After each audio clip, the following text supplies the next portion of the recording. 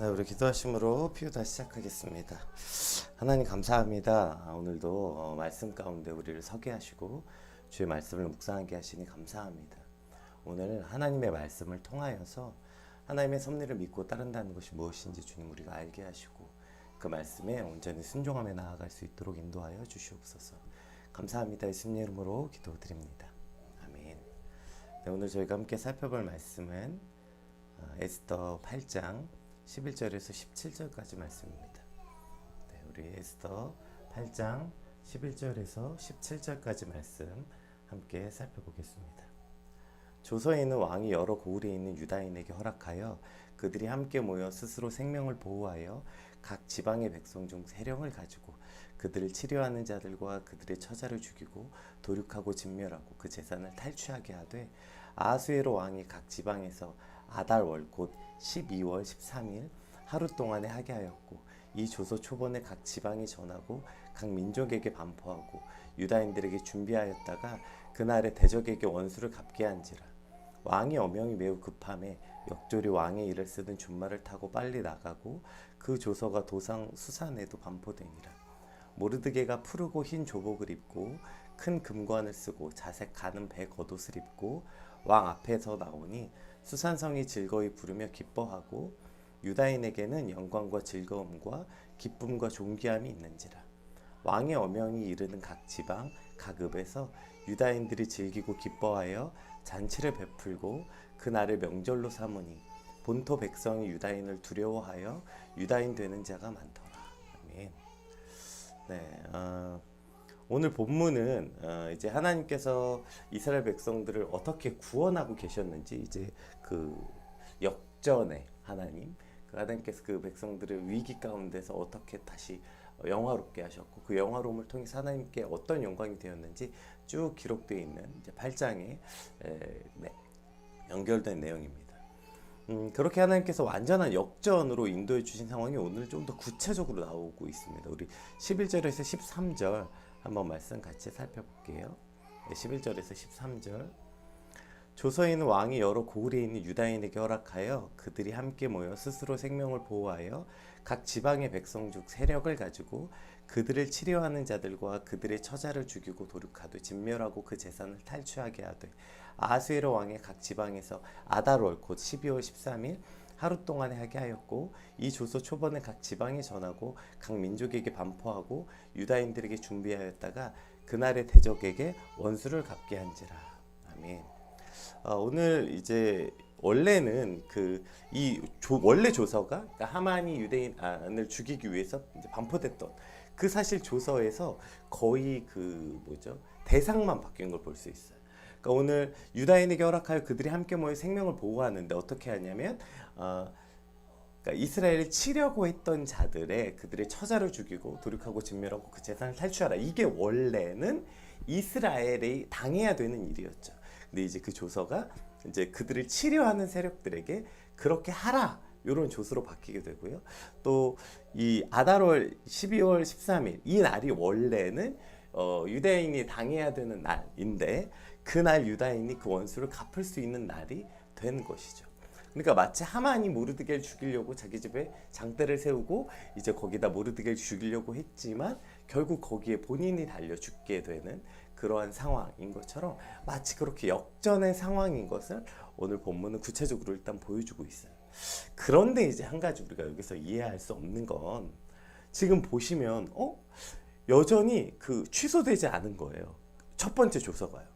아니 그러면 그 조서는 없던 일이다. 누구도 유대인 건들지 마라. 유대인 건들지 말고 이렇게 하는 게 아니라 지금 어떤 권한을 원래는 사실 저희가 생각했을 때 하나님이 구해 주시려면 제일 좋은 상황은 원래 첫 번째 조서가 완전히 무효화돼서 오히려 왕의 조서로 유대인을 건드리는 자는 이렇게 하겠다. 지금 누구든지 유대인을 그렇게 여기에 있는 페르시아에 있는 유대인을 건들거나 해를 끼치는 자는 이렇게 만들겠다. 이렇게 보호하는 칙령이었으면 아니 되게 좋은데 지금 오늘 칙령을 보시면 어떤 칙령이냐면 원수를 갚게 하는 거예요. 그러니까 이 날 하루 동안 원래 이제 유대인이 당하게 돼 있는 날 당하지만 않고 너희가 모여서 잘 준비했다가 그렇게 하는 대적들과 싸울 수 있는 권한을 준 거라고요. 이 부분이 잠깐만, 어떻게 보면은 뭔가 완전히 역전된 것 같다가도 지금 내용을 쭉 보면, 그러니까 너희들이 당하고만 있는 게 아니라 너희도 그들에게 할 수 있는, 그들과 대항해서 싸울 수 있는 권한을 준 것이라는 거죠. 그러니까 뭐지, 뭔가 바뀌긴 바뀌었고, 이 전보다는 물론 나은 상황인데, 근데 이게 하나님의 완전한 구원인가? 이것이 완전한 이 상황을 해결된 상황은 아니니까요. 왜냐면 아직 전쟁은 끝이 안 났고, 이 전쟁을 통해서 누가 죽게 될 거나 누가 이기게 될지 알 수 없게 되는 거죠. 그러니까 원래는 일방적으로 당해야 하는 것을 이제 전쟁할 권한을 준 것, 과연 이것을 가지고 구원이라 말할 수 있는가?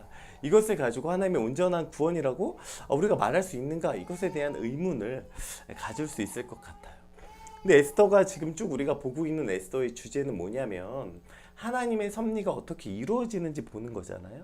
그래서 여태까지 하나님의 섭리가 그 백성들을 어떻게 인도하셨는지 정말 그 세밀하게 하나하나 기록돼 있다고요. 근데 오늘 우리가 이 본문을 통해서 여러 가지를 이제 묵상해 볼 수 있는데, 첫 번째는 그럼 하나님의 섭리를 받아들인다는 건 어떤 것이냐는 거예요. 하나님의 섭리를 받아들인다는 건 하나님이 선하시다는 걸 믿고, 그분이 나를 사랑하시고 지키신다는 것을 믿고, 그분이 나와 늘 함께 하신다는 걸 믿는 것, 이것이 하나님의 섭리를 믿는 거예요. 그런데 우리는 뭐까지 바라냐면 방법까지 원하는 거예요. 하나님의 섭리가 내가 원하는 형식의 내 마음이 속 시원한 구원, 완벽하게 내 마음에 불안함이 없게 되는 내가 원하는 방식대로의 구원까지를 우리는 기대하고 바라는 거라는 거죠. 만약에 하나님의 섭리가 이 완전한 구원이 아니라 전쟁의 위험을 남겨두는 거, 그래도 당장 죽게 된 이 백성들을 죽인 거 아니잖아요. 그러면 그 백성들이 거기서 하는 건 왜 완전한 구원이 되지 않았나요? 하나님 정말 왜 살아계신다면 이것을 왜 끝까지 모든 위험에서 우리를 제거해 주시 않았나요? 이런 원망과 불평이 아니라 그 하나님의 섭리를 그 안에서도 끝까지 믿고 따르는 것, 이것이 바로 하나님의 섭리를 따른다는 것이죠. 문제는 우리는 방식도 우리가 정하기를 원해요. 하나님 이렇게 구원하세요. 내 마음에 완전히 속 시원하게, 아예 이 위협거리를 제거해 주세요. 이렇게까지를 원한다는 거죠. 그러나 하나님의 섭리를 따르는 건 하나님의 섭리에 내가 순종하는 거지, 내 방식에 하나님에 맞춰서 일하라, 이게 어떻게 하나님의 섭리를 따르는 것이 될 수 있겠습니까? 오늘 우리가 하나님을 따르는 백성이 되려면 하나님께서 인도하시는 그 방식, 그 안에서 사실은 여기까지만 해도 얼마나 놀라운 거예요. 원래는 그냥 아무것도 못 해보고 앉아서 다 빼앗기고 죽게 생긴 그 백성들에게 이제 그것을 뺏기지 않을 수 있는 방법이 생긴 거잖아요. 그냥 허무하게 다 뺏기지 않고 지켜서 싸울 수 있는 권한이 생겼다고요. 자, 이렇게 지켜서 싸울 수 있는 권한이 있다는 것은 뭘 또 우리가 기대해 볼 수 있을까요? 그동안 인도하셨던 하나님의 일을 보시라고요. 에스더를 세우셨고, 에스더를 통해서 모르드게를 그렇게 하셨고, 갑자기 왕이 어느 날 수상궁에서 잠이 안 오게 해서 무슨 그 역대 일기를 보게 하셨고, 이 모든 일련의 과정을 함께 하신 하나님이 그럼 여기서 이스라엘 백성을 죽이려고 이렇게 인도하셨겠냐고요. 그것을 믿는 것. 그래, 여기까지 인도하신 하나님이 나를 버리시려고, 나를 죽이려고 이 상황을 절대로 만들지 않으셨다는 것, 이것을 믿고 그 안에서 잠잠히 하나님의 섭리에 순종하는 것, 이것이 바로 하나님의 섭리를 믿고 따르는 하나님의 백성들의 삶의 방식이라는 것입니다. 안타깝게도 우리가 그런데 자꾸 하나님의 섭리를 믿는다고 말하면서 결국에 그것이 내가 원하는 방식의 보호하심, 내가 원하는 방식의 성공, 내가 원하는 형식의 어떠한 상황의 해결, 이것을 믿기를 원한다고 말하면서 그것을 자꾸 하나님의 섭리라고 말하는 어리석음을 범하게 된다는 것입니다. 그러나 오늘 우리는 에스더의 주제 전체와 오늘 에피소드를 통해서 알 수 있게 되는 거죠. 하나님의 섭리를 따른다는 건 하나님이 그렇게 이루어 가시는 모든 구원의 과정 가운데서 그것을 순종하는 것이지, 사실 저 인간적인 생각으로는 충분히 이해되지 않나요? 이것을 그냥 조서를 취소시켜 주시고 조서로서 이스라엘 백성을 건들지 마라, 이렇게 칙령이 내리면 되겠죠. 물론 여기에도 이제 여러 문제가 있어요. 왜냐하면 페르시아가 어마어마한 큰 제국이었고 거기에 또 수많은 민족들이 함께 살고, 근데 그러한 칙령이 순식간에 번복되거나 또 한 민족만 구원하는 그런 일이 일어난다는 건 굉장히 여러 가지 문제를 이야기할 수 있겠죠. 근데 그런 합리적인 상황을 다 떠나더라도, 그렇더라도 하나님의 계획은 이것이 하나님의 계획이라는 거죠. 내가 너희를 보호하고 인도하고 있다는 것을 그들이 알 수 있게 하는 것, 이것이 바로 하나님의 섭리를 따르는 게 무엇인지 알게 해주시는 것, 것이라고 생각해 볼 수 있겠습니다. 그리고 특별히 한 가지 우리가 더 생각해 볼 수 있는 건 이게 기본인 것 같아요. 그러면 왜 하나님은 완전하게 이 위험을 제거하지 않아 하시는가? 이것이 사실 너무나도 잘 아는 거 아닙니까? 계속 뭐죠?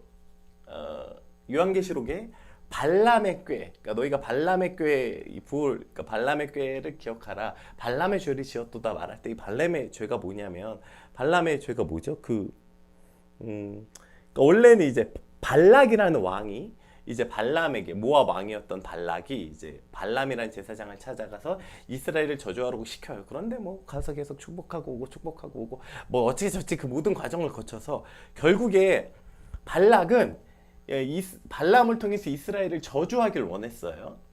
그런데 저주하지 않았어요. 그리고 오히려 발람의 꾀는 뭐예요? 이스라엘 축복했다고요. 그렇게 축복해놓고 그 다음에 뭐 했어요? 그들을 초청했어요. 어디에요? 이방신들이 제사하는 그곳으로 그렇게 호의를 베풀고 이스라엘 민족을 초청했어요. 그리고 거기서 모두 다 이 발락의 꾀에 빠져서 그 백성의 모압 여자들과 음행하기 시작하니라. 네, 이렇게 해서 그것이 바알부올 사건이라는 아주 유명한, 그래서 여호와께서 진노하셨던 그 사건을 우리가 기억할 수 있어요. 제가 예전에도 한번 얘기한 적이 있는데, 여러분 개구리를 죽이는 법 아세요? 개구리를 뜨거운 물에 넣으면 개구리가 뜨거운 물에서 펄쩍 뛰어나간답니다. 개구리를 죽이는 방법은 개구리가 있는 물에 천천히 덮이는 거예요. 그렇게 물을 천천히 덮이면 개구리가 따뜻하다 하다가 이거 뭔가 이상한데 뜨거운데 할 때는 이미 몸이 말을 안 듣게 된다는 것이죠. 이것이 발람의 꾀라는 거예요. 어쩌면 우리 인생에서 늘 이 위기와 위협이 끊이지 않는 것은 우리가 그렇게 오히려 언제 망했는가? 여러분 돌아봅시다. 우리의 신앙이, 우리의 믿음이 오케이, 여기부터 시작해 볼게요. 인간이 망하는 건 언제 망하는 걸까요? 하나님과 함께 하지 않을 때, 하나님을 믿지 않을 때, 하나님을 떠날 때 인간이 망하는 거죠. 왜요? 난 포도나무에 너희는 가지니 가지가 나무를 떠났으니 아무것도 할 수 없느니라. 그래서 우리는 우리의 생명을 유지하는 방법은 생명 대신 예수 그리스도께 붙어있는 것. 자, 이것이 우리의 생명이에요. 그러면 우리가 죽게 되는 망한 방법은 예수님으로부터 떨어져 있는 단절된 상태. 자, 이게 우리가 죽는 것이라면 그럼 우리를 죽게 하는 게 뭐냐고요? 위기요? 상황이 어려움이요? 아니요. 위기는 오히려 믿음을 더 강하게 할 때가 훨씬 많습니다. 물론 너무 큰 고통은 기도할 힘을 지치게 만들기도 하지만, 그러나 그건 지친 것이 하나님을 완전히 떠나거나 이렇게 되지 않아요. 우리가 당장 정말 죽을 병 걸렸을 때 우리가 붙잡고 매달릴 건 하나님밖에 없죠. 이때는 오히려 믿음이 없는 사람도 신에게 기도하니까요. 결국 위기는 하나님을 더 찾게 만들고 하나님께 나아가게 합니다. 그런데 우리가 언제 망해요? 망한다는 건 언제 예수님을 떠나요? 너무 평안하고 아무 일도 안 일어날 때, 우리의 신앙에 나태하고 그렇게 조금씩 개구리를 죽이는 것처럼 우리 믿음을 점점 데피는 거죠. 우리 상황. 그래서 결국에 위기가 없고 평안하고 우리 삶에 뭐 아무 일도 안 일어나고 이 모든 것, 결국에 우리가 믿음을 방해하는 반대말은 위기나 고난이 아니에요. 위기나 고난은 오히려 더 하나님께 나아가게 합니다. 그러나 풍요로움, 뭐 안정됨, 이러한 상황들, 이런 것이야말로 우리를 죽게 하는, 우리의 영혼을 잠들게 하는 이런 것을 하나님 너무나도 잘 알지 않습니까? 뭐 한국 교회가 여기까지 온 굉장히 놀라운 것이 뭐였어요? 부흥과 성장이었습니까? 아니요. 한국 교회 수많은 핍박과 그 조선 시대부터 일제 시대를 거치면서 수많은 그리스도인의 순교의 피가 이 땅 가운데 일어나고, 그 모든 위협과 환난 속에서 성도는 믿음을 지키기 위해 뭉치고 더 기도하고 하나님께 나아간 것, 이것이 이 교회가 여기까지, 한국 교회가, 기독교가 여기까지 온 거죠. 그런데 언제부터 망하기 시작했어요? 똑같아요. 발람이랑. 이제 먹고 살만하고 이제 더 이상 핍박이 없고. 여러분, 누가 교회 다닌다고 핍박합니까? 뭐 회사에서 사람들이 교회 다닌다고 놀리는 거? 그게 무슨 핍박이에요? 진짜 핍박이에요. 무슨 우리가 교회 다닌다고 핍박을 받아요? 그런데 핍박이 사라지고 오히려 칭찬, 교회 다니라고 하고 더 열심히 하라고 하고, 그리고 이제 오히려 세상이 교회를 걱정하고, 이러한 평안한 종교를 마음껏 할 수 있는 환경이 만들어지고, 더 이상 굶어 죽지 않고 먹고 살만하고, 이 풍요로움이 결국 개구리를 서서히 덮여 죽이는 것처럼 그렇게 우리의 믿음과 신앙을 병들게 하고 있다는 것이죠. 이것이 사실은 이 신앙의 참 아이러니인 것 같아요. 정말 어렵고 힘들 땐 예배가 간절하고 기도했는데 근데 이제 조금씩 안정되고 조금씩 먹고 살만하면 그렇게 간절해지지 않거든요. 예, 먹고 살만하면 그렇게 하루하루 살아가는 게 하나님 앞에서 치열한 영적 전쟁이었는데 이제 그 겪었던 고난의 문제가 해결되고 오히려 해결될 때 믿음은 참 위기가 오게 되는 것을 우리가 너무나도 많이 경험하잖아요. 이게 뭐 한국 교회만 그렇습니까? 우리 개인의 인생에서도 계속해서 일어나는 일이라고요. 그래서 오늘 본문을 보세요. 이 12절의 솔루션이 뭡니까? 보세요. 유다인에게 어떠한 조서를 허락했냐면 그들이 함께 모이래요. 예. 위기는 고난은 그렇게 우리를 함께 모여 믿음을 지키게 합니다. 그런데 참으로 놀랍게도 먹고 살만하고 축복은 오히려 싸움과 욕심을 부추기게 되죠. 이것이 참 아이러니 아닙니까? 그럼 정말 우리 인생에서 필요한 건 안정과 평안입니까? 위기입니까? 예, 두 가지 모두 필요하다는 걸 당연히 인정해야 되는 거예요. 그래서 오늘 하나님께서는 완전한 너희들이 원하는 100% 안전한 완전한 안전 허락하지 않으시는 겁니다. 뭐 그 잘 아는 것처럼 뭐죠? 물고기 지방에서 위로 올릴 때 뭐 거기 안에다가 뭐 맥이나 뭐 어쨌든 물고기 잡아먹는 거 한두 마리 풀어놔서 그들이 끊임없이 움직여야 물고기가 생명력이 살아 올라오는 것처럼 우리 인생에도 마찬가지 아니에요. 그렇게 해서 그들이 함께 모여 생명을 보호하여서 진짜 적이 누군지 깨닫게 되는 거죠.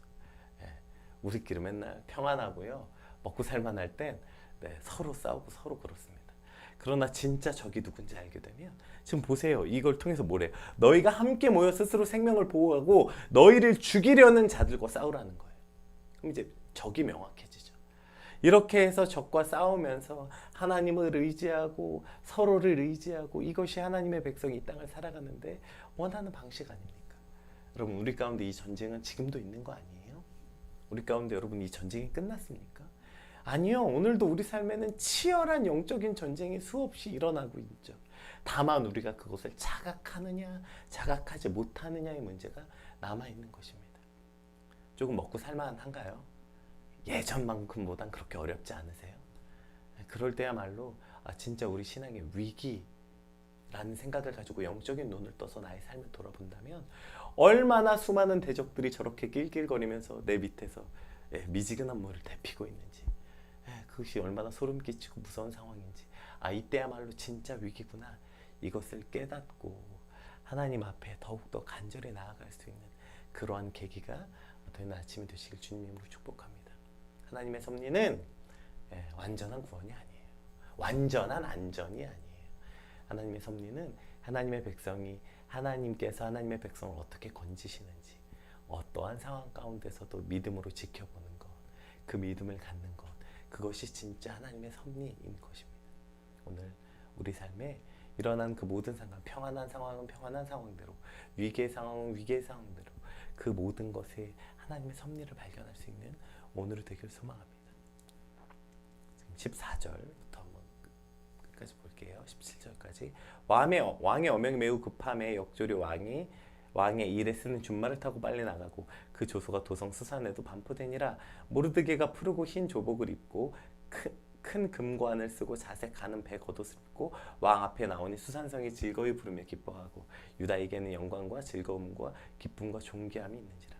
왕의 어명이 이르는 각 지방 각읍 유다인들이 길기고 기뻐하여 잔치를 베풀고 그 날을 명절로 삼으니 이것이 불임절이죠. 본토 백성이 유다인을 두려워하여 유다인 되는 자가 많더라. 여러분 참 놀랍지 않습니까? 전쟁이 아직 안 끝났다니까요. 축배를 들기 너무 이른 거 아니에요? 그런데 이 모든 소식이 일단 급하게 전해졌어요. 뭐 원래는 이제 그것이 각 전체 왕궁에서부터 페르시아까지 이 모든 게 전달되는 것은 3개월 정도밖에 걸리지 않는다고 해요. 그런데 이렇게 아직 한 8개월 남은 상황에서 급히 심지어 왕이 타는 말까지 타면서 이렇게 조서를 수산에 이제 선포하게 한 거죠. 그만큼 이 일에 대해서 긴급하고 급박하게 하나님이 이 일을 이루시는 것을 볼 수 있죠. 자, 그러고 나서 보세요. 모르드게가 뭘 입어요? 원래 모르드게가 뭐 입고 있었어요? 예, 흰 배옷, 재를 뒤집어 쓰고. 그게 모르드게 옷 아니었습니까? 그러나 하나님은 그 옷을 벗기고 모르드게에게 이제 뭐예요? 하만이 입었던 옷, 자색 옷, 큰 근관. 이거 누가 봐도 모르드게 하만이 누렸던 그 권위잖아요. 배옷과 자색 옷을 벗기시고 거기에 이것으로 입히시는 거예요. 그렇게 왕 앞에 나왔어요. 그랬더니 보세요. 수산성이 즐거이 부르며 기뻐하고. 아니 모르드게 그냥 이방 민족 아니에요. 소수의 이방 민족인데 아니 그 이방 민족을 높였다고 온 백성이 이렇게 기뻐 즐거워할 일이 뭐가 있어요? 뭐 유다인에게 16절에 유다인에게 영광과 즐거움 그럴 수 있다 칩시다. 같은 민족이니까.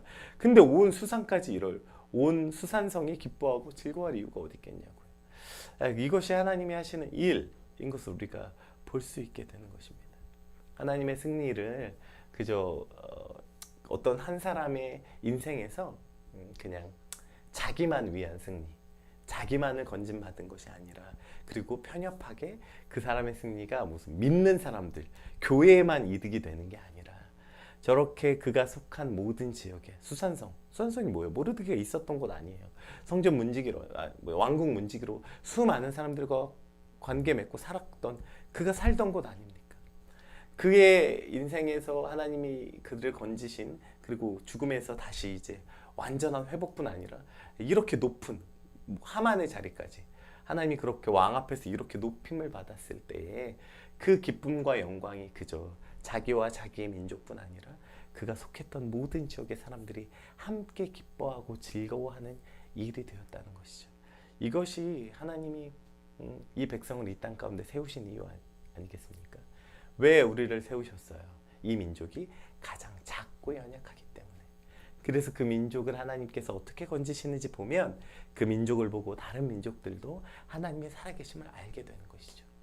오늘 우리의 구원과 우리의 성공과 하나님이 내 인생에서 건져주신 은혜가 그저 나의 기쁨과 나의 가족과 나의 교회에만 속한다면 그게 무슨 하나님께 영광이 되겠습니까? 그 사람의 영광은 그가 속한 그 지역에 회사나 학교나 그 주변의 모든 하나님을 알지 못한 백성까지도 기뻐하고 즐거워할 수 있는 일이어야 되는 것입니다.